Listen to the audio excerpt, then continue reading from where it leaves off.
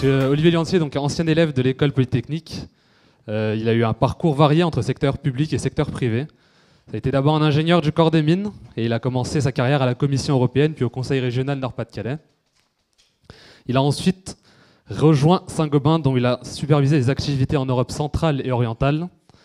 Et il a également été conseiller industrie et énergie à la présidence de la République et il a mis en place l'initiative Territoire d'industrie lancée par le Premier ministre. Il est professeur titulaire du Cher au Conservatoire des Arts et Métiers, enseignant à l'école des mines et participe à plusieurs laboratoires d'idées, dont la Lab BPI France, la Fabrique de l'industrie ou le Lab des forces françaises pour l'industrie, qui lui permettent dans l'ensemble d'avoir une véritable vision de l'industrie de demain. Monsieur Liantier a également publié en 2024 le livre qu'on voit juste ici et qu'on pourra retrouver au Carré pour ceux qui sont intéressés, donc réindustrialiser le défi d'une génération.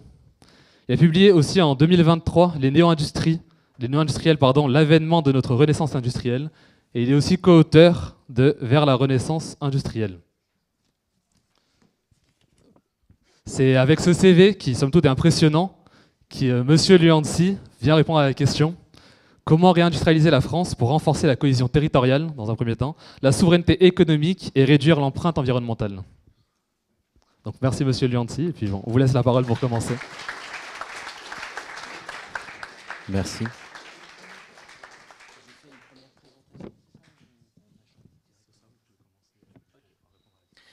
D'accord. Alors, le premier message que j'ai envie de vous délivrer, il est assez simple, c'est que on réindustrialise pas juste pour planter des usines. Moi, je suis quelqu'un qui adore les processus industriels. D'ailleurs, dans mes expériences, j'ai supervisé la construction et j'ai piloté un float pour Saint-Gobain. Un float, ça fabrique des plaques de verre de 4 mètres par 6 mètres. Et c'est une espèce de cocotte minute dans lequel vous avez 2000 tonnes de verre en fusion à 1000 degrés. Et si vous n'aimez pas les processus de transformation de la matière, c'est un peu de la magie, hein. Vous transformez du sable dans une plaque avec 2 surfaces absolument parallèles et totalement transparentes. Si vous n'aimez pas ça, vous ne faites pas ce type de métier. Mais ce n'est pas ça qui fait que 80 à 90% des Français veulent réindustrialiser le pays. On est peut-être 10-15% à aimer les processus industriels, à y trouver cette petite étincelle de magie que moi j'ai ressentie en étant directeur de cette usine. Mais 80 ou 80% des Français, ils n'ont pas nécessairement cette même esthétique, cette même définition de la beauté et de la magie. En revanche, on se retrouve tous autour de 3 valeurs qui sont essentielles et qui sont les finalités d'avoir un outil productif puissant. C'est la souveraineté. Ça, on l'a tous vécu, je dirais, dans notre chair pendant le Covid. Quand on n'a pas un outil productif, on est dépendant. On est dépendant de choses de tous les jours, hein. L'amoxicilline est une antibiotique connue depuis des décennies. On n'en produit plus, donc quand il n'y en a plus, ça pose un problème de santé pour nos gamins. Le vaccin ARM, quand on n'a plus une industrie pharmaceutique au niveau où elle était, on n'est plus capable de l'inventer et de le produire et on devient dépendant. Je vous rappelle le Covid, pendant quelques semaines, on ne savait pas si on aurait accès au vaccin ou pas. Donc le premier point d'une industrie puissante, c'est la souveraineté. Le deuxième point d'une industrie, c'est la réduction de l'empreinte environnementale. Alors ça, c'est quelque chose qui, il y a 10 ans, aurait fait, je dirais, un peu l'effet de bombe. Aujourd'hui, c'est beaucoup plus passé comme message. Et je vais l'illustrer par un exemple. L'empreinte environnementale, ça ne se réduit pas au CO2, mais je vais prendre cet exemple parce que c'est celui qui est le plus documenté, le plus connu. 50% de notre empreinte environnementale en France est liée aux produits que nous importons. Si vous voulez baisser votre empreinte environnementale, et que vous ne produisez pas en France, en l'occurrence parce que c'est importé, vos leviers pour réduire cette empreinte sont beaucoup, beaucoup plus faibles, voire quasiment inexistants. Donc si vous voulez, si on rentre dans une trajectoire des 6 aux 9 limites planétaires dépassées avec l'impératif, la nécessité de réduire notre empreinte environnementale, nous n'avons pas d'autre moyen que de la remaîtriser pour la réduire. Maîtriser cette empreinte est l'étape préalable à sa réduction et un outil productif est nécessaire pour ça. En délocalisant nos productions, on a aussi délocalisé nos pollutions et on a perdu totalement la maîtrise sur elles. Et le troisième sujet, qui est mon petit moteur perso, c'est la cohésion territoriale. Depuis après 40 ans, un peu plus, 1975, on est rentré dans un modèle économique en France de tertiarisation de notre économie. Et on est allé très très loin, hein, puisqu'on a 80% des emplois en France de la population active qui fait des services. Alors ça paraissait le bon modèle, je vous fais un peu l'histoire, hein. Cette théorie de post-industrialisme est née dans les années 50 aux États-Unis. Elle a été popularisée en France par un sociologue qui s'appelle Rosenvallon, puis après qui s'est un peu écarté du boulot qu'il avait fait. Mais elle dit qu'un pays dans sa course de développement, à travers les décennies ou les siècles, il est d'abord agraire, puis après il est industriel, et puis après il est tertiaire. Et c'est le sens de l'histoire. Sauf ce qu'on a un peu oublié dans ce sens de l'histoire, c'est que de l'économie tertiaire, ça crée des beaux emplois de valeur ajoutée, mais qu'ils ont tendance à se concentrer dans les métropoles. Dans les métropoles, vous trouvez toutes les fonctions supérieures d'un pays tertiaire, des avocats, des cabinets d'affaires, des financiers, etc. Et la conséquence de ça, c'est que nous avons un pays qui, sur la dernière décennie, ou les dernières décennies, a concentré la richesse et la création de richesse autour de ces superbes métropoles, hein. Je ne suis pas du tout anti-métropolitain et on est dans une métropole dite d'équilibre, hein, mais à concentrer la richesse au détriment, aux dépens d'un certain nombre de territoires. Et la lecture, c'est personnel parce que le phénomène est multifacteur, mais la lecture que j'ai des Gilets jaunes, c'est aussi un bon nombre de territoires, comme celui où je suis né, hein, je suis né à Albertville, qui à un moment donné se sont posé la question, mais il n'y a plus d'usines parce qu'on n'en veut pas, les boulots à haute valeur, donc il y a beaucoup moins d'ingénieurs, beaucoup moins de techniciens, les boulots à haute valeur ajoutée, ils vont dans les métropoles, mais finalement, quelle est la place de mon territoire dans le récit économique de la nation et globalement, quelle est la place de mon territoire dans le récit tout court de la nation? Donc l'industrie, ça permet de ramener des boulots à haute valeur ajoutée, d'offrir des carrières dans des territoires que le tertiaire ne peut pas offrir. Parce que naturellement, encore une fois, c'est naturel, il se concentre dans les métropoles. Et donc l'industrie a une autre vocation qui est celle de la cohésion territoriale. Et quand vous mettez bout à bout ces trois valeurs-là, souveraineté, environnement, cohésion sociale et territoriale, vous trouvez l'alchimie fantastique qui fait qu'aujourd'hui, il y a 80 à 90% des Français qui soutiennent l'industrie. Voilà le premier grand message que je voudrais faire passer. Et donc, on ne peut pas, notamment, il y a eu une question tout à l'heure, je vais en profiter pour aller un tout petit peu plus loin sur une vision prospective. Avant qu'on rentre, je préférerais qu'on fasse sous forme de questions-réponses plutôt qu'un grand propos introductif. Il y a une chose qui est très forte, c'est vous ne pouvez pas dissocier une trajectoire de réindustrialisation d'une trajectoire environnementale. Il y a des raisons assez fondamentales à ça, et je vais vous en donner qu'une qui est purement politique, mais c'est important. On ne réindustrialisera pas en un claquement de doigts. Ça va demander 10 ans, 15 ans, 20 ans. On a besoin du soutien large de la population française. Si on réouvre la confrontation entre environnement et industrie, comme on l'avait il y a quelques années et énormément il y a 10 ans, dans ces cas-là, on perdra une partie du soutien de la population française à cette dynamique-là, et on n'arrivera pas à développer tous les efforts et tous les outils nécessaires à la réindustrialisation. Ça m'a amené à prendre des positions qui peuvent vous paraître étonnantes, et je vais en citer deux. Il y a la loi ZAN qui a été citée tout à l'heure. Michel Barnier, éphémère Premier ministre, mais la dynamique continue, a dit « il faut exempter les sites industriels de la loi ZAN qui est faite pour protéger notre biodiversité ». En fait, ce qu'on a démontré dans le bouquin, on en reparlera certainement de sa genèse, c'est qu'on peut faire notre réindustrialisation en même temps qu'on fait le principe du zéro artificialisation nette. La manière dont les textes sont écrits aujourd'hui sont mal foutus et ça bloque tout le monde. Mais c'est possible. Mais le jour où vous commencez à planter des usines aux dépens de la biodiversité, parce qu'il va y avoir un pépin si vous exemptez l'industrie de la loi ZAN, un jour, vous allez avoir une usine qui va se planter à un endroit vraiment riche en biodiversité. Et à ce moment-là, vous allez avoir naturellement, vous allez provoquer naturellement la réaction de tous nos concitoyens qui sont particulièrement sensibles à ça, peut-être plus sensibles que je ne le suis, mais ils sont parfaitement légitimes dans leur sensibilité.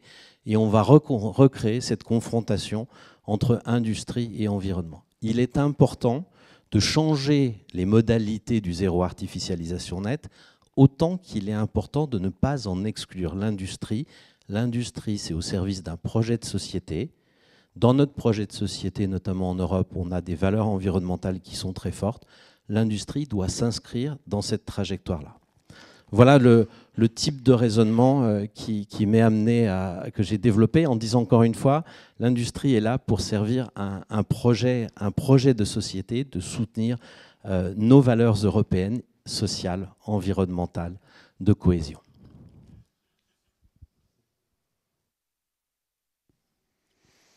Très bien, merci pour votre intervention.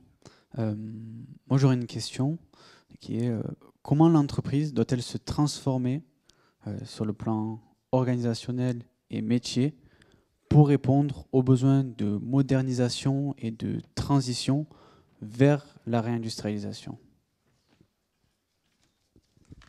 Alors, il y a un certain nombre de transitions qu'on est en train de vivre dans l'industrie qui peuvent être au nombre de 3.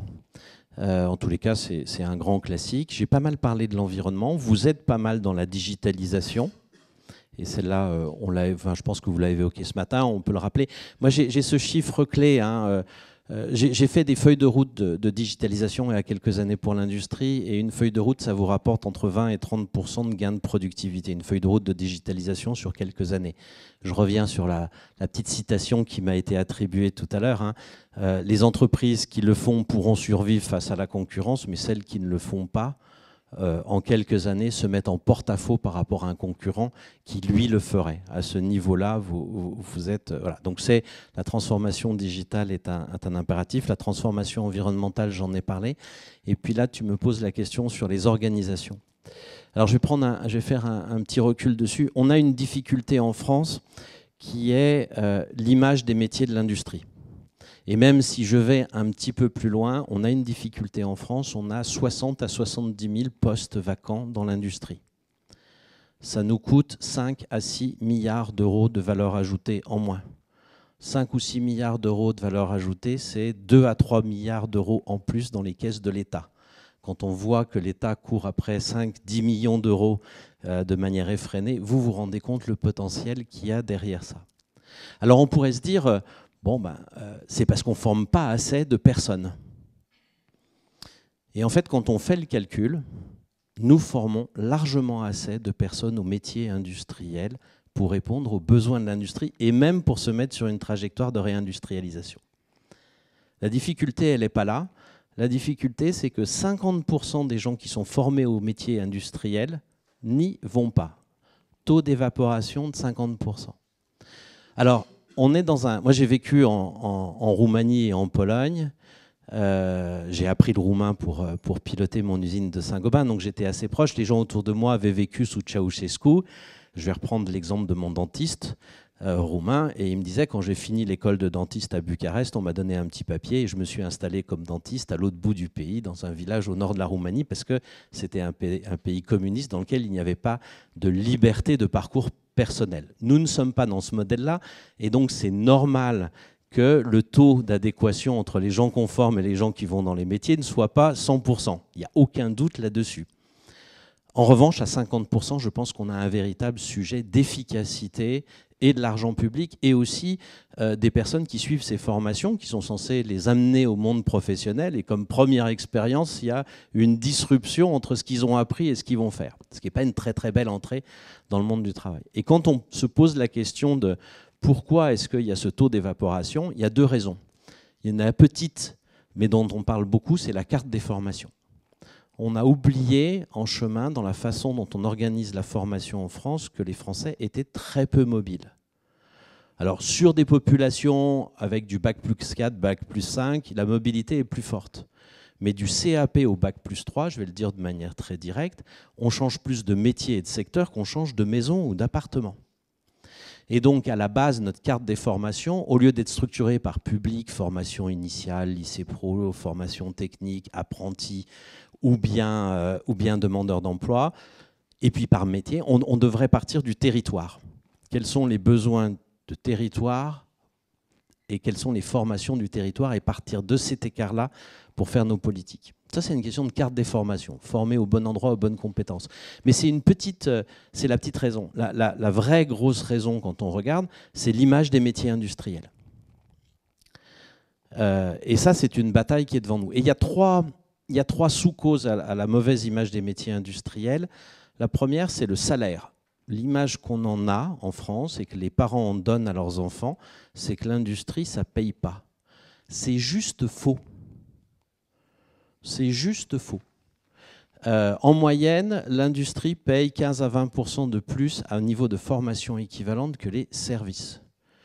Et si vous avez des talents de chaudronnier ou de soudeur, je vous assure que vous pouvez tomber sur des salaires qui sont équivalents à des salaires d'entrée d'ingénieur. Et ça, c'est une image... Ça, c'est de la com. Quand il y a un écart entre la perception et la réalité, il y a de la com à faire. Il y a un deuxième, aspect qui est assez impressionnant dans l'image des métiers industriels, qui est la pénibilité des tâches. Et en fait, quand on regarde et qu'on décortique les enquêtes d'opinion des Français sur l'industrie, on se rend compte que nous avons collectivement l'image de l'industrie, alors pas Zola, pas Charlie Chaplin, rassurez-vous, je ne vous ferai pas le topo comme ça, mais à peu près de l'industrie dans les années 80. C'est-à-dire que dans l'image que nous véhiculons, notamment aux jeunes qui peuvent choisir ces parcours-là, l'image des métiers, c'est comme ils étaient dans les années 80. Comme s'il y avait 40 ans d'investissement dans la digitalisation, la robotisation, l'automatisation, la cobotisation, qui étaient passés à l'as, qui n'existaient pas. Là encore, c'est un écart entre une réalité et une perception. Je ne dis pas qu'il n'y a pas de pénibilité dans l'industrie, hein, je ne vous ferai pas un monde tout rose. Mais il y a un écart entre la perception et la réalité. Et là encore, on y reviendra, je pense, dans ce propos, il y a besoin de com et vous avez votre rôle à jouer là-dessus. Et puis, j'arrive à votre dernier point, qui est le point dur. Les modèles industriels ont été fondés, d'organisation industrielle, sur les modèles dits mécanistes, c'est-à-dire Ford et Taylor. Et on ne les a pas vraiment révisés. Alors, je vous rappelle, hein, Ford, je vais essayer de retrouver le bon chiffre, mais je crois que le gain en temps pour monter une bagnole était de l'ordre de 20 divisé par 20. J'oublie peut-être le chiffre, mais c'est juste l'organisation mécaniste du travail dans l'industrie a fait des gains en termes de productivité absolument dingues. Et c'est donc normal que ce modèle se soit dupliqué de partout. Mais la difficulté aujourd'hui, c'est que ce modèle d'organisation au travail ne répond plus aux attentes de la société, et notamment à l'équilibre entre vie perso et vie professionnelle. Et d'habitude, on dit toujours « Ah, c'est la nouvelle génération qui porte ce message-là ». Quand on regarde aussi les enquêtes d'opinion, les seniors ont autant envie d'équilibre de vie pro-perso que les jeunes, ils sont juste un petit peu moins vocaux. Et donc, il y a véritablement une bascule de société que nos organisations au travail n'ont pas digéré. Et c'était le point que tu évoquais en question, désolé pour ce long développement, mais nous avons besoin de revoir nos organisations industrielles pour s'adapter à ça, sinon nos métiers ne seront pas suffisamment attractifs. Comme je le dis de manière un peu journalistique, hein, vous mettez quelqu'un devant deux jobs, un de service avec 2 jours de télétravail payé 20% en moins, un dans l'industrie, voire posté avec 0 jour de télétravail, parce qu'on ne fait pas de télétravail quand on est posté, et 20% en plus, quel est le choix? C'est de manière caricaturale un peu ce qu'on est en train de proposer aujourd'hui, et ce choix-là, on va le perdre, et l'attractivité des postes industriels, s'il n'y a pas une réflexion profonde sur l'organisation du travail dans l'industrie. Là, ce n'est pas un exercice de com, hein. Les deux premiers, c'est de la com. Il y a un écart entre une réalité et une perception. Là, il y a un vrai point dur à aller travailler sur l'organisation du travail. J'en appelle, moi, à un dialogue entre le patronat et le syndicat sur le sujet, qui ne commence pas, hein. L'organisation du travail dans notre système est souvent le privilège, est vu comme le privilège des organisations patronales. Je pense que c'est véritablement dommage. On a devant nous une véritable interrogation, et les modèles d'entreprises libérées, d'organisations opales, etc. Il y aura peut-être des gens qui sont très fans de ça dans la salle, mais globalement, pour l'instant, elles n'ont pas réussi à déplacer ce monument du commandeur qui est l'organisation mécaniste. Et pourtant, on a vraiment besoin de la revoir profondément, donner de l'autonomie, donner tous ces éléments assez connus d'ailleurs des organisations. Merci beaucoup. Après, on va faire un petit état des lieux, je dirais, de l'industrie en France. Donc, quel est l'état de l'industrie en France? On va revenir un peu aux bases de la chose, de la question.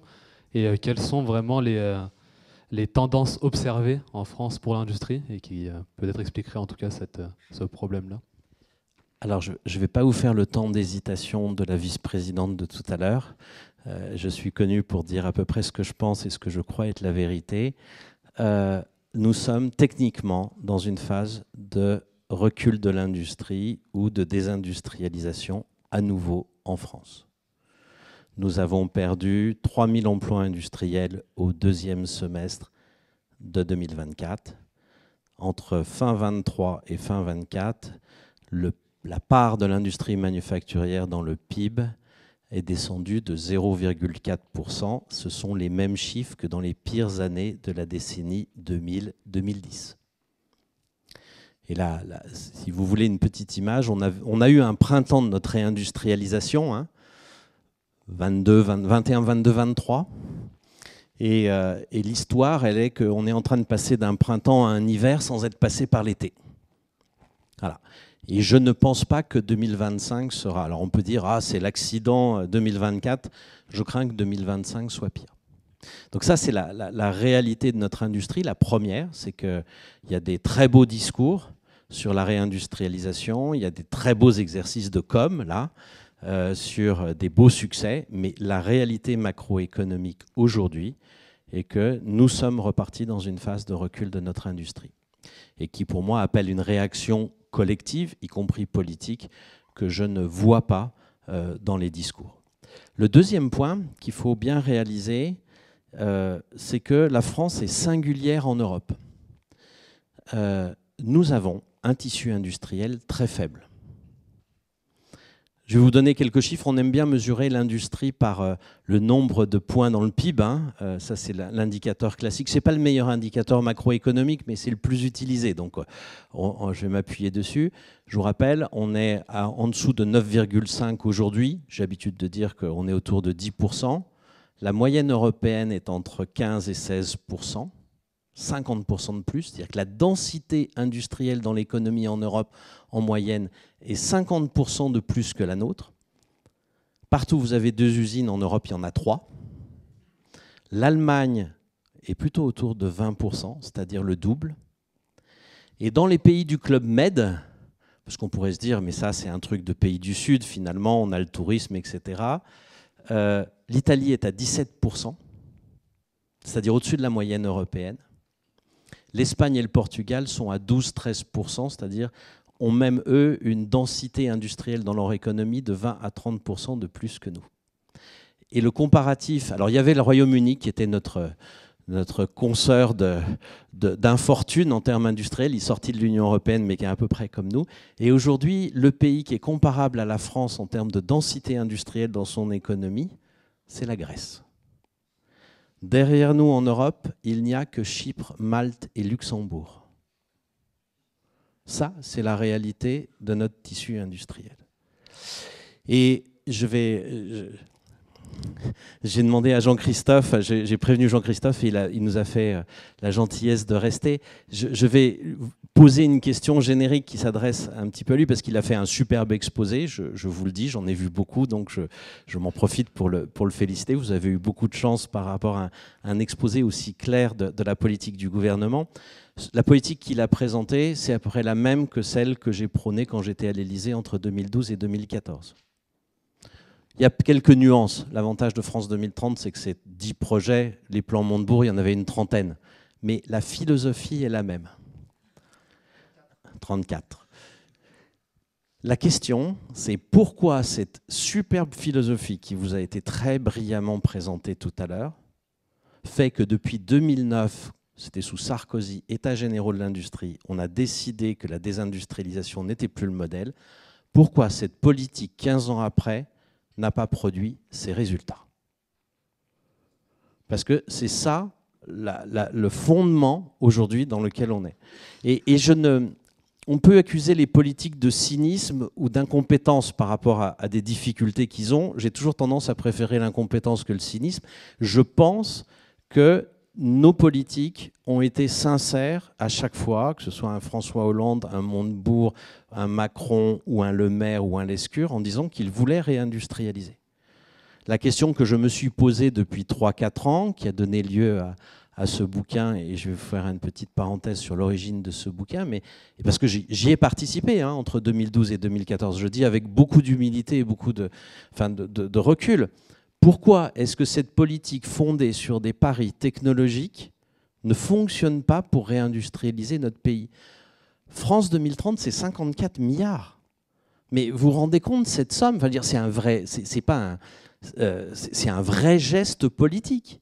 La loi industrie verte, je pense, était sincère dans l'idée qu'on allait développer une industrie verte en France, qu'on allait devenir le leader de la batterie, des panneaux photovoltaïques, des pompes à chaleur, etc. Et la véritable interrogation, je pense, qu'on doit avoir aujourd'hui, c'est celle-là. Alors, la manière dont on m'a posé la question, de manière un peu détournée, j'ai eu une mission de Bruno Le Maire et de Roland Lescure en novembre 23 de réflexion à nos politiques industrielles à l'horizon 2035. Un rapport que j'ai rendu en avril 24 et qui n'a jamais été publié. Et voyant qu'il ne serait pas publié, j'ai fait le pari d'en faire un bouquin qui est sorti en septembre 24. Alors, il n'a pas été publié pour différentes raisons. Il y a eu la dissolution, il y a eu plein de choses. Mais il y a sans doute aussi des raisons de fond, et il y en a deux. La première, c'est qu'on nous a vendu notre capacité en 10 ans à retourner à la moyenne européenne, c'est-à-dire 15% de PIB. Je ne sais pas si certains d'entre vous ont écouté les discours de Bruno Le Maire. 15% de PIB, on va y arriver, pas de problème. En 10 ans, ce n'est pas possible. Ce n'est pas matériellement possible. Vous avez besoin de former 3 à 4 fois plus de gens au métier industriel, si vous vous mettez sur cette trajectoire, que vous n'en formez. Et pour se mettre sur cette trajectoire, il faudrait qu'ils soient disponibles demain. Tous ceux qui sont dans la salle et qui font des formations savent que le temps de monter une formation, ça prend 1 ou 2 ans au moins. Et le temps qu'il y ait des cohortes de jeunes qui rentrent dans ces formations et qui sortent, c'est la durée des formations, c'est 3-4 ans. C'est-à-dire qu'on ne peut pas matériellement se mettre sur la trajectoire, même si on a un chèque en blanc, si l'État est prêt à mettre 6 milliards de plus sur la formation des métiers industriels, parce que c'est ça, tripler ou quadrupler la formation aux métiers industriels en France, c'est à peu près ce coût-là. Même si l'État était prêt à faire ça, on ne pourrait rentrer dans cette trajectoire que dans 5 ans. Autrement dit, on rate à tous les coups sur l'objectif dans 10 ans. Donc c'est la première chose. Il y a d'autres raisons autour de la décarbonation et de la disponibilité du foncier. Donc la première chose que j'ai expliqué dans mon rapport, c'est que votre objectif, j'adorerais le signer, moi, si on me disait 15% d'industrie dans 10 ans, dans notre création de richesse, super, mais c'est juste pas réaliste. Et franchement, je pense, là c'est le citoyen qui parle, on en a un peu marre des objectifs qui sont super mobilisateurs, mais qui sont irréalistes. Leur effet, c'est déceptif à la fin. On en a marre des promesses qu'on est incapable de remplir simplement parce qu'elles ne sont pas à notre portée. Voilà, ça c'était le premier message, donc vous comprenez que ça a un peu grincé des dents. Et puis le deuxième, mais ça c'est pas grave, ça c'est le Zakouski, c'est là. Le deuxième, il est plus profond, il est une tentative de réponse à pourquoi depuis 15 ans on n'y arrive pas. Et la raison, elle est assez simple, c'est qu'on ne mobilise plus dans nos politiques d'État le socle industriel. On a fait un carottage des compétences pour faire une filière hydrogène. Pour faire une filière hydrogène, il y a 20% des compétences nécessaires qui sont liées à la molécule hydrogène, sa spécificité. Il y en a 80, c'est de la sidérurgie, de la chaudronnerie, de la robinetterie, etc., etc., des compétences de base. Et ces compétences de base, elles ne sont pas soutenues dans le France 2030, ou très marginalement. Alors on pourrait dire, ah mais c'est la responsabilité des régions. Oui, mais regardez les chiffres. Je vais parler juste en subvention, même pas en aide fiscale. L'État dispose pour l'ensemble des soutiens au tissu économique de 80 à 100 milliards d'euros par an de subventions. Alors, l'industrie, c'est une petite partie de ça, mais parce qu'on peut pas, c'est difficile à comparer avec les régions.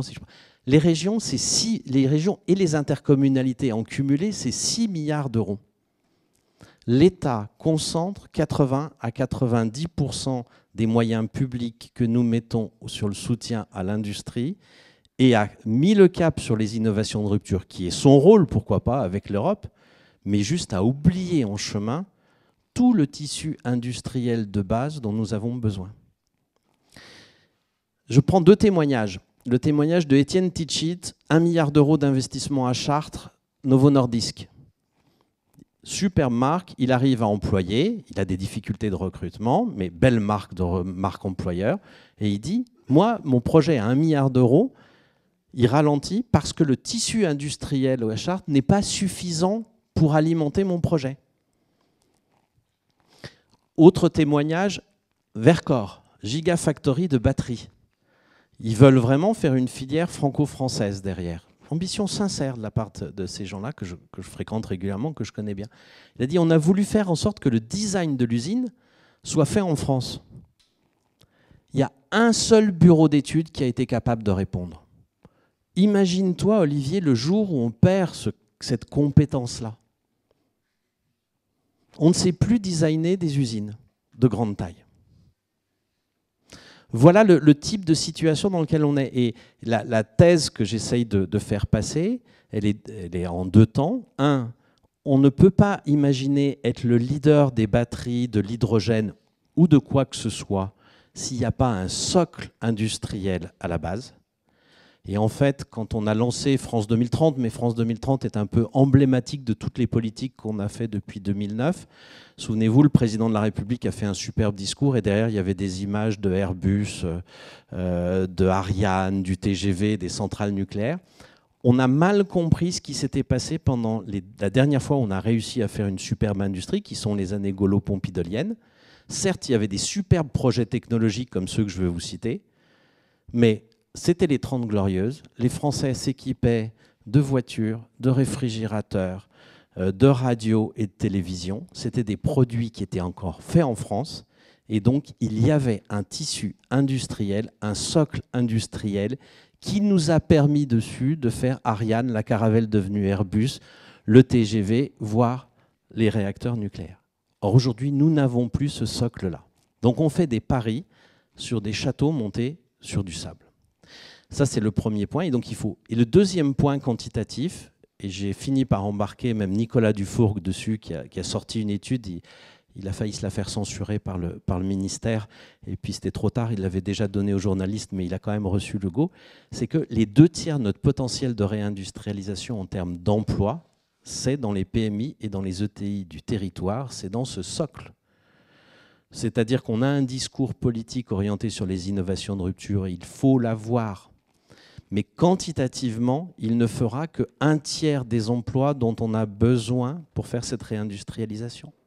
Les 2 autres tiers, c'est dans des PMI et des ETI qu'on qualifie des fois de paris de base, mais qui détiennent, encore une fois, les savoir-faire de ce socle industriel et qu'on n'accompagne pas aujourd'hui ou pas suffisamment dans leur modernisation ou dans leur développement. La seule période où on les a accompagnés, c'était France Relance, c'était 2021, 2022 et 2023, où, excuse-moi Jean-Christophe, on n'a pas fait des appels à projets vachement compliqués avec 26 critères en essayant de faire rentrer des projets ronds dans des carrés, mais où on a fait des chèques pour accompagner des PMI à investir. Et par hasard, et ce n'est pas vraiment un hasard à mon avis, c'est les 3 années de notre renaissance industrielle. C'est les 3 années pendant lesquelles on a créé en France, en net, plus de 100 sites industriels. Voilà un petit peu, j'ai été long sur l'état de l'industrie, où on en est, un certain nombre de leviers.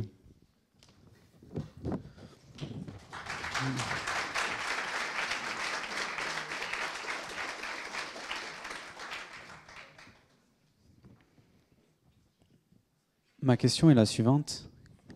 Quels sont les principaux défis de la réindustrialisation en France et y croyez-vous ?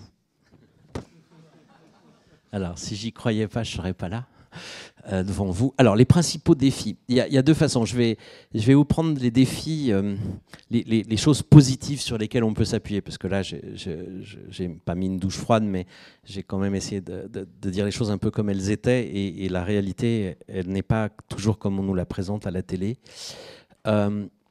Il y a 3 sujets sur lesquels on doit véritablement pouvoir s'appuyer et qui sont des leviers qu'on n'a pas mobilisés. Le premier, c'est le soutien des Français.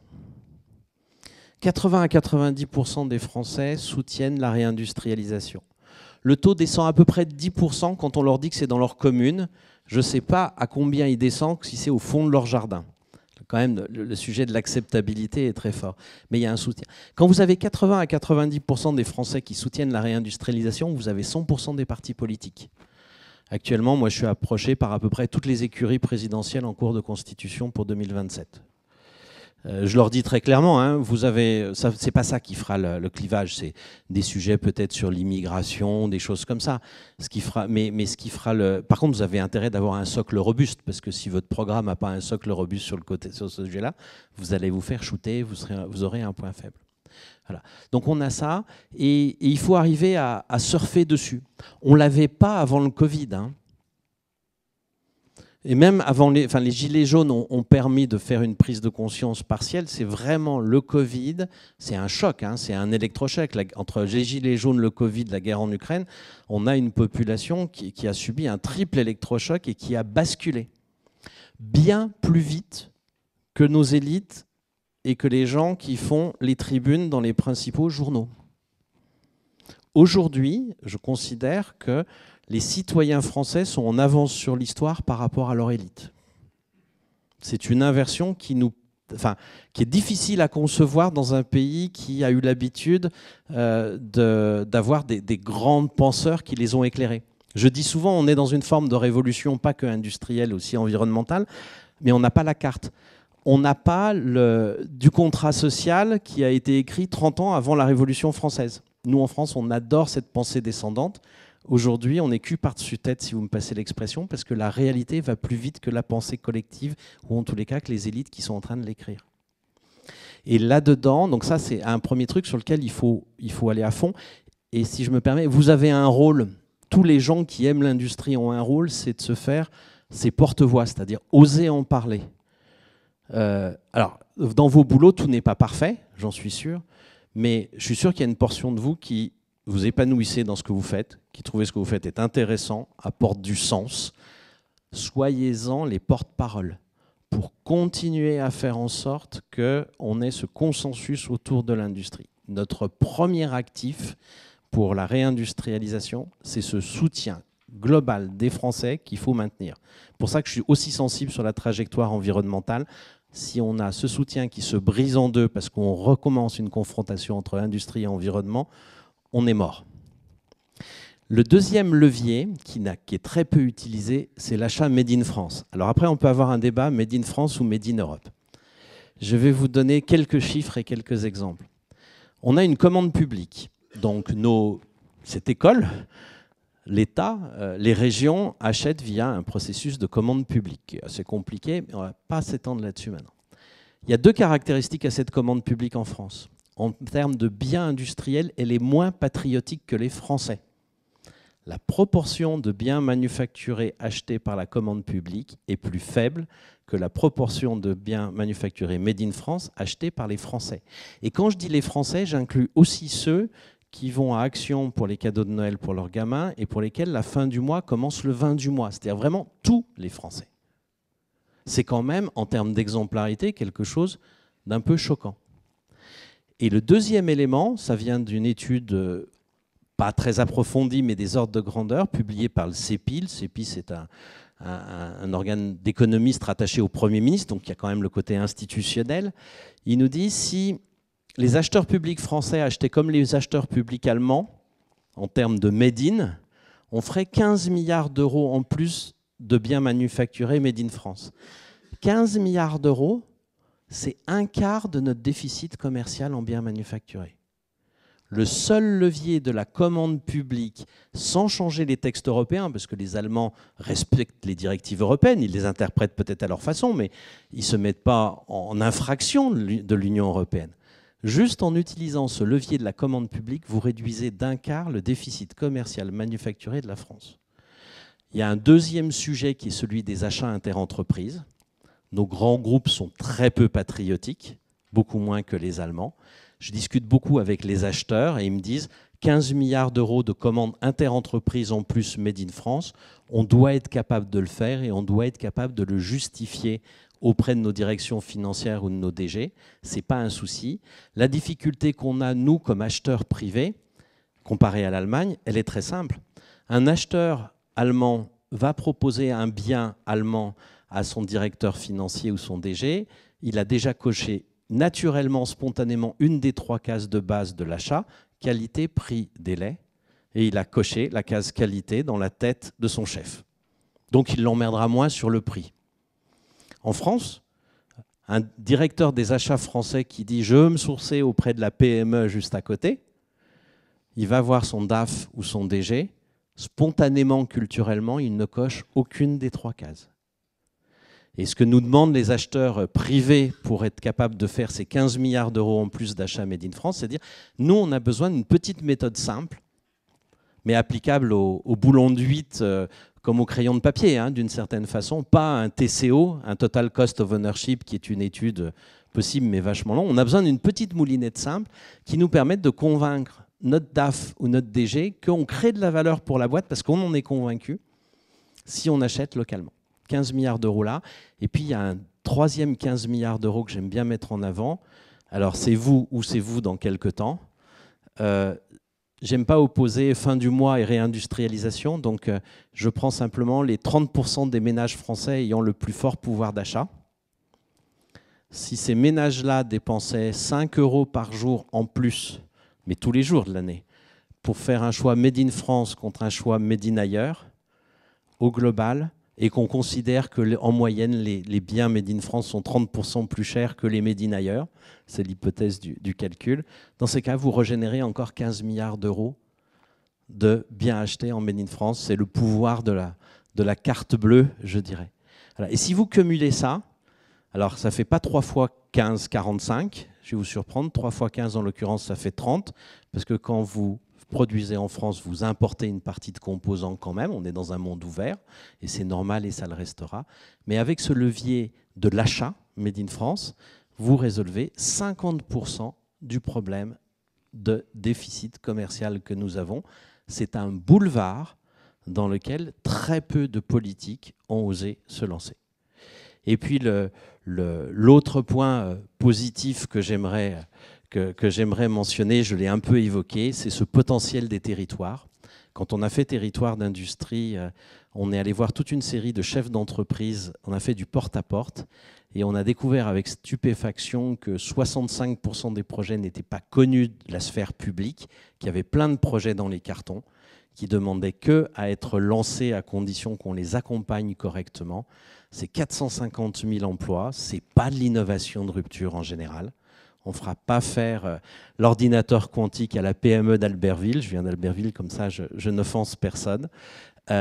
Mais il y a des beaux projets qui demandent qu'à être accompagnés. 450 000 emplois nets qu'on peut créer. Ce potentiel-là, on n'est pas allé l'activer par des politiques essentiellement nationales. Hein. Je rappelle ce ratio, 80% des moyens sont entre les mains de l'État sur des politiques nationales. 10 à 15% dans les mains de les collectivités locales. Et donc, il y a ce potentiel-là qui est devant nous. Voilà les raisons que j'ai d'espérer. Donc, merci beaucoup, Monsieur Lianzi, déjà pour ce message d'espoir, si je puis dire, qui vient après une sorte de douche froide, comme vous l'avez dit. On va passer assez rapidement aux questions du public. Donc, j'ai déjà vu une main se lever. Je vais en profiter.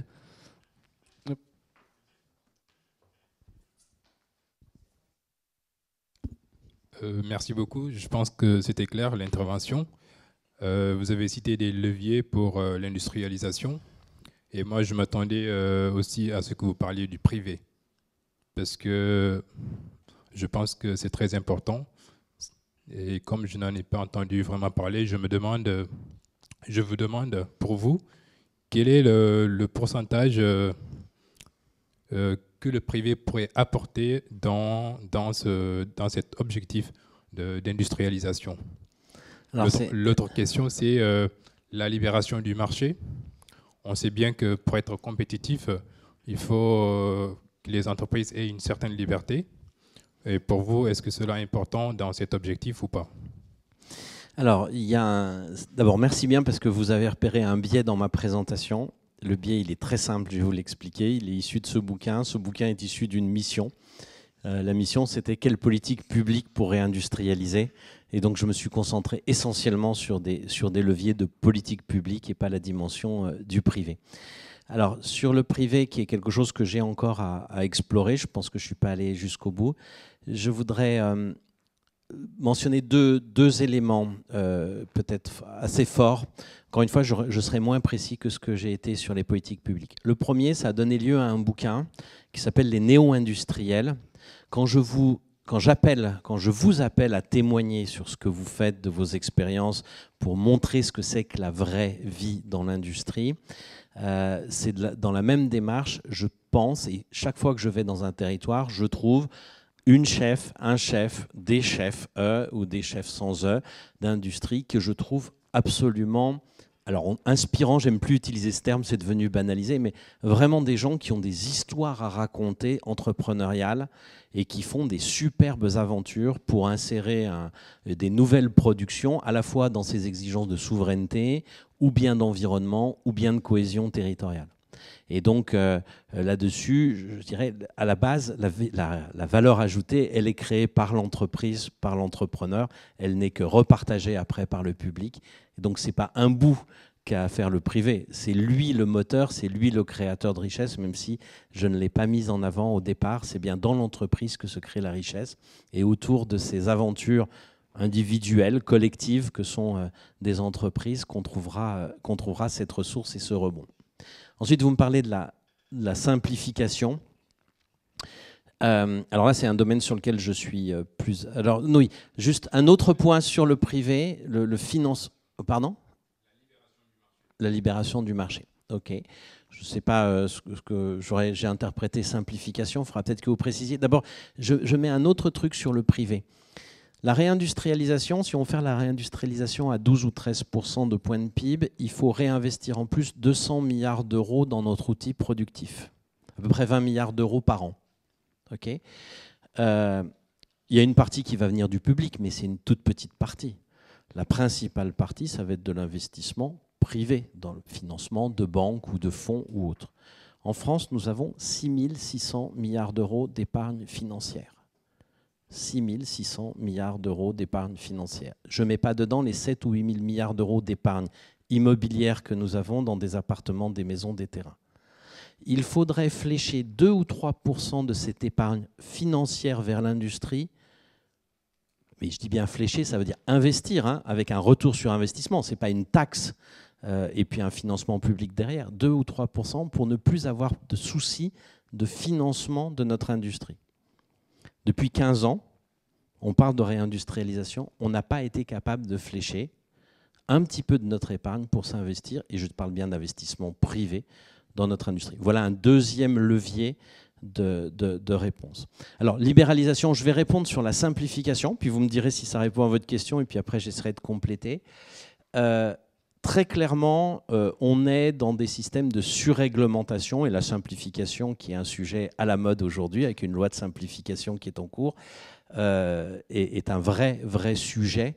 Je crois qu'il y a des estimations qui disent que le coût des procédures administratives est entre 2,8 et 6% ou 8% du PIB. Alors c'est bien qu'on fasse un certain nombre de procédures après et qu'il y ait des contrôles, mais jusqu'à quel point ? Le témoignage que j'aimerais apporter là-dessus, c'est que ça fait à peu près 20 ans que j'observe un peu plus la vie politique et économique. Ça fait 3 présidents de la République qui ont voulu simplifier notre vie économique, libérer l'énergie vitale qui est dans les entreprises, et tous les 3 se sont plantés. Mon sentiment personnel, et il est assez dur par rapport à une communauté dont je fais partie, c'est que on est dans un pays très centralisé et que ce qu'on appelle notre haute administration, c'est-à-dire notre administration centralisée, est une administration qui n'arrive plus à se réformer. Ça arrive dans les organisations humaines. 3 présidents de la République ont essayé, Sarkozy, Hollande, j'étais auprès de lui à ce moment-là, Emmanuel Macron aujourd'hui. J'ai participé à la loi simplification de Kasbarian, la loi dite ASAP. Je faisais partie du petit groupe qui a réuni les idées au départ. Le sentiment, c'est qu'aujourd'hui, même quand vous lancez ce type de processus-là, vous simplifiez un texte pendant que vous en créez 2 autres. C'est l'histoire de la baignoire qui se remplit plus vite qu'elle se vide. Et j'en suis arrivé à une conclusion qui est assez radicale, que j'ai vue dans les grands groupes. Dans des grands groupes, vous essayez de réformer votre organisation et puis il y a un moment donné où vous n'arrivez plus à trouver les gains de productivité parce que votre organisation, une organisation humaine, ça sécrète des anticorps aux réformes. C'est naturel. C'est notre instinct naturel humain de conservatisme. Et il y a un moment donné où ces grands groupes n'arrivent plus à faire bouger leur organisation. Et dans ces cas, qu'est-ce qu'ils font? Ils la font pivoter. Saint-Gobain, dans lequel j'ai été, alors ça s'est passé après, mais la réflexion était quand j'étais chez Saint-Gobain, a pivoté une organisation par métier vertical en une organisation par marché. Pourquoi? Parce que quand vous faites ce pivot-là, vous êtes obligé de repartir d'une feuille blanche sur tous les processus et vous ne faites pas quelque chose d'incrémental sur lequel on va vous dire « Ah, mais là-dessus, on a déjà essayé il y a 10 ans, ça ne marche pas, etc. etc. » Vous êtes obligé de tout réinventer. Et par rapport au sujet de la simplification, j'ai une thèse qui peut paraître contre-intuitive, c'est qu'on arrivera à alléger la charge qui pèse sur les entreprises en termes de réglementation, de reporting, etc., en décentralisant. Il faut qu'on change le référentiel de notre méthode de production et de contrôle de la norme.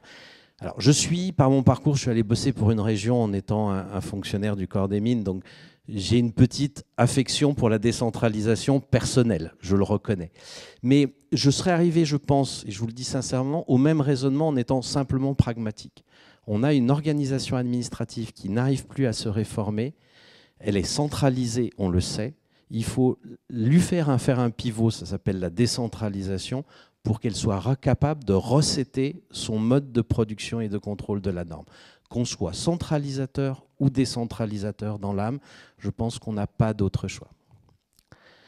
Alors il y a un autre point sur lequel je voudrais revenir sur la libéralisation, ça a été un petit peu évoqué, et j'ai une petite nuance par rapport à la vice-présidente. On a regardé, pas la totalité de l'industrie, mais une trentaine de structures de coûts de produits industriels en Europe. Et on a une énergie plus chère, on a un coût du travail plus cher, on a des règles environnementales. Juste pour donner des éléments, notre énergie est 2 à 3 fois plus chère qu'aux États-Unis, notre coût du travail est 5 fois plus cher qu'en Chine. Et si je prends toute la partie de la chimie, par exemple, un investissement capacitaire en Europe coûte 30% en plus que si vous le mettez par exemple en Inde, pour respecter les normes environnementales. Donc naturellement, on peut être plus compétitif, c'est-à-dire qu'on peut faire nos objectifs environnementaux, sociaux, etc., en étant plus fluide, en ayant moins de normes, mais en gardant les objectifs et en dépensant moins d'argent non productif. Mais ça a une limite, la compétitivité. C'est là où je me distingue un petit peu de ce qu'elle a énoncé. Alors, où je complète. C'est-à-dire, oui, il faut qu'en Europe, on soit plus compétitif. C'est évident. Mais on a un plancher qui est nos valeurs, qui est le modèle social que nous avons, nos ambitions environnementales que nous avons, ou même, je dirais, notre commerce éthique. Quand on décide de ne plus acheter du gaz russe à 20 € le mégawattheure parce que Poutine envahit l'Ukraine, mais qu'on achète à 40 € du gaz de schiste américain, on ne fait pas un calcul économique, on fait bien un arbitrage de valeurs, et d'ailleurs qui n'est pas évident. Donc on a ça dans notre modèle européen.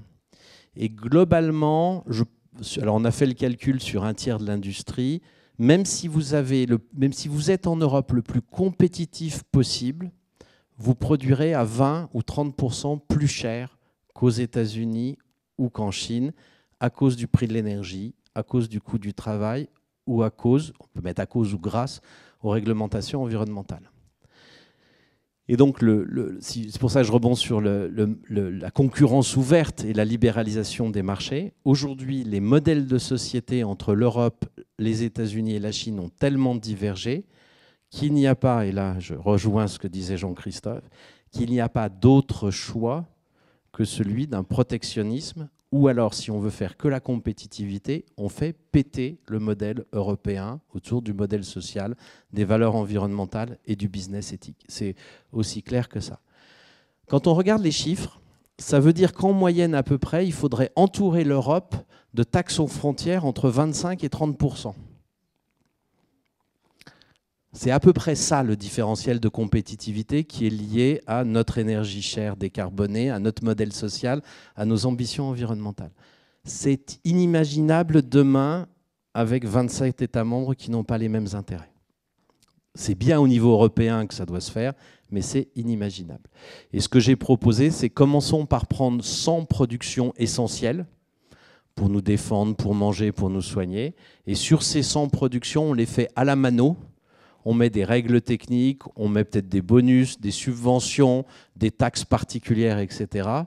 Parce que là, on va peut-être arriver à faire suffisamment de consensus. Et en fait, cette dimension-là, on peut même la commencer au niveau français. Et après, on entraînera l'Europe. C'est-à-dire que je vois là un chemin. Si on ne se bouge pas au niveau national, on aura du mal à mettre l'Europe en route. En tous les cas, je pense que c'est le seul chemin qui se présente devant nous. On ne pourra pas absorber ces 25 à 30, ces 25% de non-compétitivité structurelle par une taxe générale. Et il faudra bien commencer quelque part. Commençons par des productions essentielles liées, encore une fois, à une souveraineté sanitaire ou autre. Et puis on se les fait à la mano avant de mettre un grand régime général. Merci beaucoup. On n'aura malheureusement pas le temps pour d'autres questions. Mais je vous invite à lire le livre qui est tout aussi intéressant que le discours et que la prise de parole de M. Lianty aujourd'hui. Donc je tiens à ce qu'on l'applaudisse encore une fois. Donc merci beaucoup M. Lianty pour cette prise de parole. Merci à vous. Et puis on va passer à la suite. Donc Lounès, je te laisse.